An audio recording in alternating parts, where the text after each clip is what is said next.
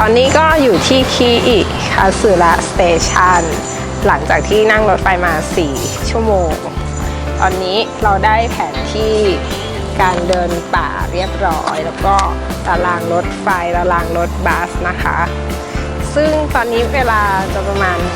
11:46 นาทีเราจะหาอาหารกินกันก่อนแล้วค่อยนั่งรถบัสกันไปที่นี่เขาดังเรื่องทูน่านะมาคุโร่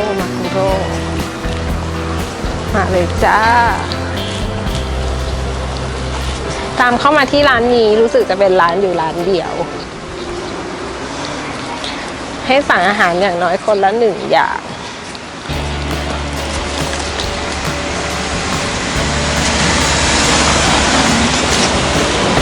มาแล้วก็เอาอันแบบ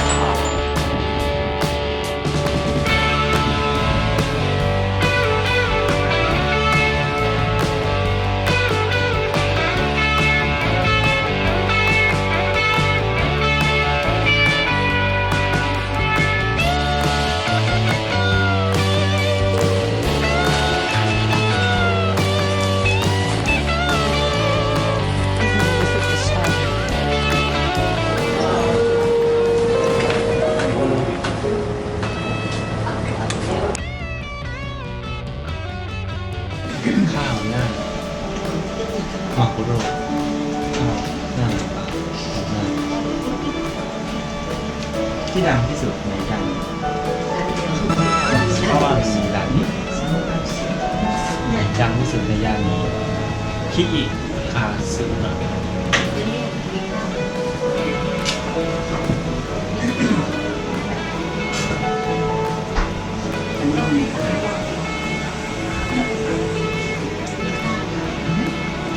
คนรีวิวเขาบอกอะไรทุกอย่าง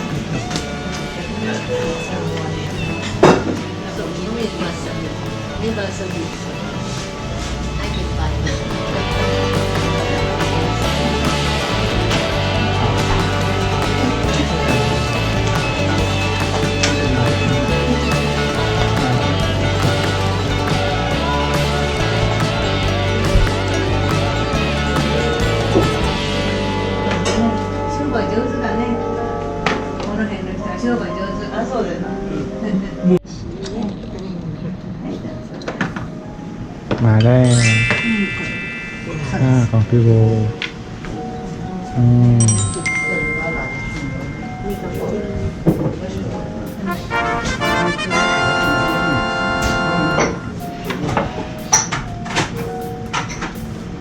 อันนี้อะไรอ่ะ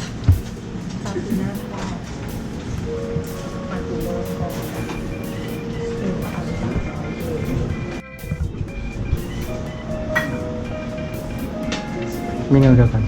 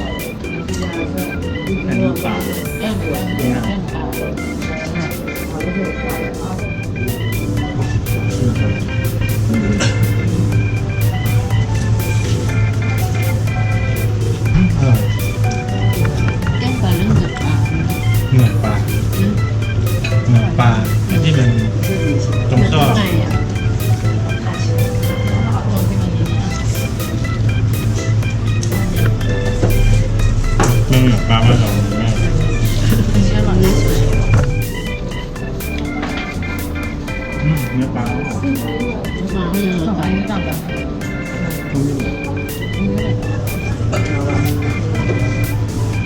ไม่กล้ากิน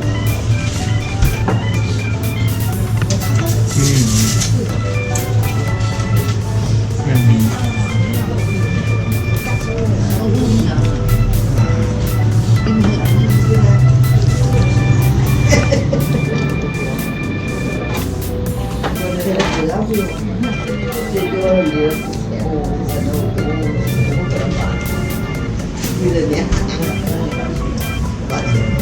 ของขึ้นชื่อ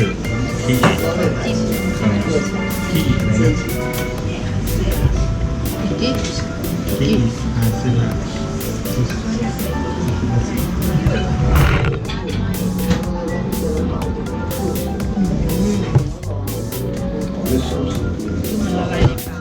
อร่อย